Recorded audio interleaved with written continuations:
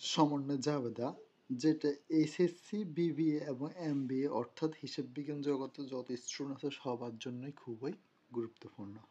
তো সমন্বয় জাবেদা কি আমরা জেনে নিই।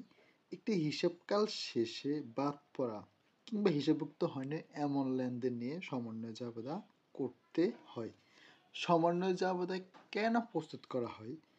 কারণটা হচ্ছে হিসাবকাল শেষে প্রকৃত নিট মুনাফা বা ক্ষতি, প্রকৃত মালিকানা সত্ত্ব, প্রকৃত সম্পদ এবং প্রকৃত দায় নির্ণয় করার জন্য সমন্বয় জাবেদা আমাদের প্রস্তুত করতেই হবে। এরপর হচ্ছে সমন্বয় জাবেদা কখন প্রস্তুত করা হয়, সময়টা কখন? সাধারণত হিসাবকাল শেষে রেয়ামিল প্রস্তুত করার পর, কিন্তু আর্থিক অবস্থা বিবরণী প্রস্তুত করার পূর্বে সমন্বয় জাবেদা করতে হয়। আবার বলতেছি, রেয়ামিলের পর কিন্তু আর্থিক অবস্থা বিবরণীর পূর্বে সমন্বয় জাবেদা করতে হয়। একটা নোট এখানে লক্ষণীয়, সমন্বয় জাবেদা হিসাবকালের শেষের দিন প্রস্তুত করা হয়। হিসাবকাল যদি হয় 31শে ডিসেম্বর, তাহলে 31 তারিখেই সমন্বয় জাবেদা প্রস্তুত করা হয়। আচ্ছা, সমন্বয় জাবেদা প্রস্তুত এখন নিয়মগুলো আমরা এক এক করে জানব। প্রথম নিয়মটি হচ্ছে কি, যদি ব্যয় বকেয়া থাকে, অর্থাৎ হিসাবকাল শেষে কোনো ব্যয় যদি বকেয়া থাকে তার সমন্বয় জাবেদা আমরা কিভাবে দেব? চলুন আমরা দেখি। সরাসরি আমরা উদাহরণ থেকেই দেখি। যেমন বেতন বকেয়া আছে কত? 5,000 টাকা বেতন বকেয়া আছে, অর্থাৎ ব্যয় বকেয়া আছে। জাবেদা হচ্ছে বেতন হিসেব ডেবিট, কারণ ব্যয় বৃদ্ধি পেয়েছে তাই ডেবিট, এবং বকেয়া বেতন হিসাব ক্রেডিট। বকেয়া বেতন কারণ হচ্ছে দায় বৃদ্ধি পেয়েছে। নিয়মটা হচ্ছে, আমরা জানি যে সম্পদ এবং ব্যয় যদি বৃদ্ধি পায় ডেবিট হয়, সম্পদ এবং ব্যয় যদি হ্রাস পায় ক্রেডিট হবে। আবার আয় দায় মালিকানা সত্ত্ব যদি বৃদ্ধি পায় তাহলে হয় কি? ক্রেডিট। আর যদি হ্রাস পায় তাহলে হয় কি? আমাদের ডেবিট। তো বেতন হচ্ছে ব্যয় বৃদ্ধি পাইছে তাই হয়েছে ডেবিট হয়েছে। আবার বকেয়া হচ্ছে কি? দায়, বকেয়া বেতন কি? দায় যেহেতু বৃদ্ধি পাইছে তাই কি হয়েছে? ক্রেডিট হয়েছে। আমরা আরেকটা এক্সাম্পল দেখি। ভাড়া বকেয়া হচ্ছে 10,000 টাকা।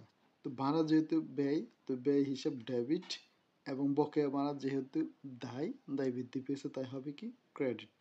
তাহলে ব্যয় যদি বকেয়া থাকে তার সমন্বয় জাবেদা কিভাবে করতে হয় সেটা আমরা 1 নং নিয়ম থেকে জেনে নিয়েছি।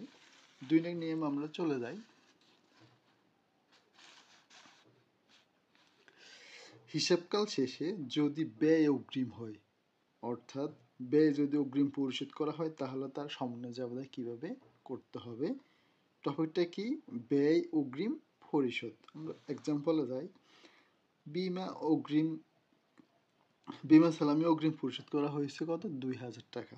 তো বিমা সালামি হচ্ছে খরচ, আর যেহেতু অগ্রিম প্রদান করছে আমরা জানি কি? ব্যয় অগ্রিম সম্পদ। অগ্রিম বিমা সালামি তাই ডেবিট, এবং বিমা সালামি ক্রেডিট। ক্রেডিট কেন হয়েছে? কারণ বিমা সালামি হচ্ছে কি? ব্যয় যখন হ্রাস পায় তখন সেটা কি হয়? ক্রেডিট হয়। সূত্র আমাদের একটাই, ব্যয় যখন হ্রাস পায় তখন হয়ে যাবে ক্রেডিট, আর সম্পদ যখন বৃদ্ধি পায় তখন সেটা হয়ে যাবে ডেবিট। অগ্রিম, এখানে অগ্রিম বিমা সালামি যেহেতু সম্পদ তাই ডেবিট হয়েছে, এবং ব্যয় যেহেতু হ্রাস পেয়েছে তাই কি হয়েছে? ক্রেডিট হয়েছে। আরেকটা এক্সাম্পল দেখি আমরা। অগ্রিম ভাড়া প্রদান করা হয়েছে 5,000 টাকা। আচ্ছা, অগ্রিম ভাড়া ডেবিট, কারণ অগ্রিম ভাড়া হচ্ছে সম্পদ বৃদ্ধি পেলে হয় ডেবিট, আর ভাড়া হিসাব ক্রেডিট, কারণ ভাড়া হচ্ছে খরচ হ্রাস পেয়েছে। সেটা কীভাবে হ্রাস পায়? আগামী বছর আমাদেরকে অগ্রিম ভাড়া বাবদ কোনো টাকা পরিশোধ করতে হবে না। তাহলে ব্যয় অগ্রিম পরিশোধ করলে কীভাবে সমন্বয় করতে হয় সেটা আমরা এখন জানলাম। 3 নং এসে আমরা কোনো আয় যদি বকেয়া থাকে তার সমন্বয় কিভাবে দিতে হয় আমরা এখন জানব। বিনিয়োগের সুদ 2,000 টাকা, বকেয়া বিনিয়োগের সুদ 2,000 টাকা। যাবতীয় বকেয়া বিনিয়োগের সুদ হিসেব ডেবিট, বিনিয়োগের সুদ হিসেব ক্রেডিট। কিভাবে হলো? কারণ আমরা জানি আয় বকেয়া হচ্ছে সম্পদ আর আয় অগ্রিম হচ্ছে কি দায়। যেহেতু আমাদের আয় বকেয়া রয়েছে তাই সম্পদ বৃদ্ধি পেয়েছে। বকেয়া বিনিয়োগ সুদ সম্পদ বৃদ্ধি ডেবিট, আর বিনিয়োগ সুদ একটা হচ্ছে আয় হিসাব, আর আয় বৃদ্ধি পেলে কী হয় ক্রেডিট। আবারও বলতেছি আয় বকেয়া সম্পদ, সম্পদ বৃদ্ধি পাইছে তাই বকেয়া বিনিয়োগ সুদ ডেবিট এবং বিনিয়োগ সুদ হিসেব কি ক্রেডিট। একটা এক্সাম্পল দেখি, প্রাপ্য কমিশন 1000 টাকা। তো বকেয়া প্রাপ্য কমিশন হিসেব ডেবিট কারণ সম্পদ বৃদ্ধি পাইছে, এবং প্রাপ্ত কমিশন হিসেব কি ক্রেডিট কারণ প্রাপ্ত কমিশন হচ্ছে আয়, আয় বৃদ্ধি পাইলে কি হয় ক্রেডিট হয়।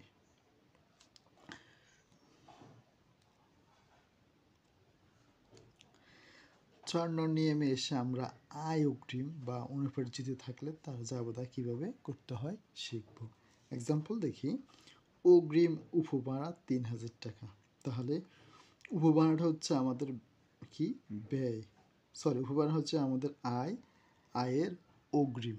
আচ্ছা, তো উপভাড়া হিসেব ডেবিট এবং অগ্রিম উপভাড়া হিসেব ক্রেডিট কীভাবে হলো, আমরা নিয়ম থেকে কি জানি, যদি আয় অগ্রিম হয় সেটা হয়ে যায় কি দায়, আয় অগ্রিম হয়ে যায় কি দায়। তো এখানে উপভাড়া হিসেব ডেবিট এবং অগ্রিম উপভাড়া হিসেব কি হয়েছে আমাদের ক্রেডিট হয়েছে নিয়ম অনুসারে। একটা এক্সাম্পল দেখি, অগ্রিম প্রাপ্ত কমিশন 1000 টাকা। যাবো দেখি প্রাপ্ত কমিশন হিসাব ডেবিট এবং অগ্রিম প্রাপ্ত কমিশন হিসাব ক্রেডিট। কীভাবে হলো, প্রাপ্ত কমিশন হচ্ছে আয়, আয় হ্রাস পেলে হয় ডেবিট আমরা জানি, এবং অগ্রিম প্রাপ্ত কমিশন হিসাব সম্পদ, সম্পদ হ্রাস পেয়েছে তাই কী হয়েছে ক্রেডিট হয়েছে, কারণ আমরা জানি সম্পদ হ্রাস পেলে হয় ডেবিট। আচ্ছা,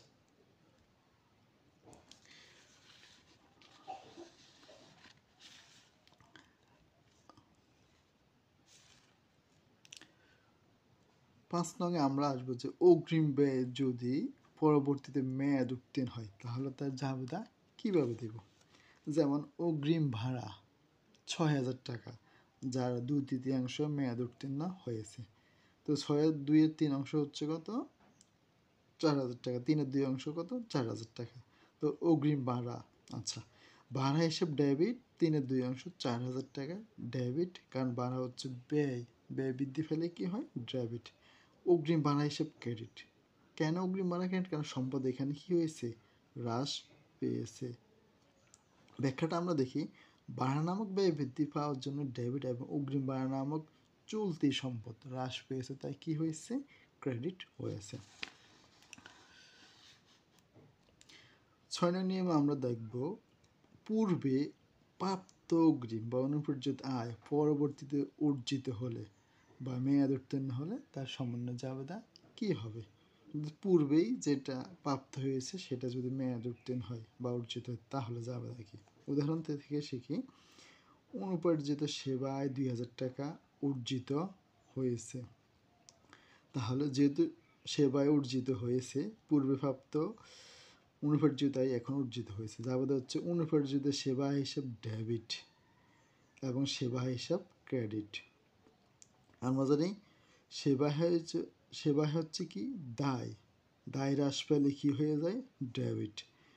অনুপার্জিত বা অগ্রিম সেবায় আমরা জানি আয় অগ্রিম হচ্ছে দায়, আর দায় যখন হ্রাস পায় তখন হয়ে যায় ডেবিট, এবং সেবা হিসেব হচ্ছে ক্রেডিট, কারণ আয় বৃদ্ধি পেয়েছে তাই কি হয়েছে এখন ক্রেডিট হয়েছে।